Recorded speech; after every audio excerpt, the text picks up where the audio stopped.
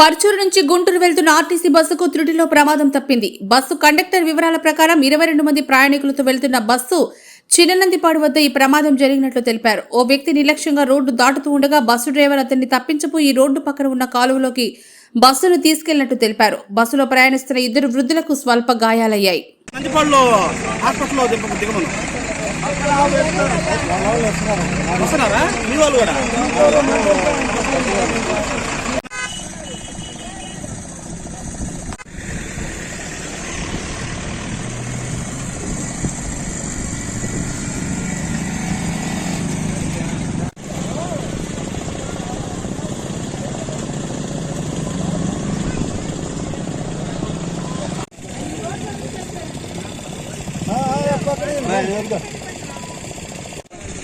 రెండు మందితో బయలుదేరాం. ఇక చిన్ననందిపాడు దగ్గర అడ్డ రోడ్డు నుంచి చేలోనంత పెద్ద ఆయన రోడ్డు చూసుకోకుండా రోడ్డు మీదకి వచ్చేసాడు. మేము ఆయన తప్పించే ప్రయత్నంలో బయట కొద్దిగా కిందకి దిగి ముసలి వాళ్ళకి చిన్న చిన్న దెబ్బలు. ప్రయాణికులను వేరే బండిలో మేము పంపిస్తాం.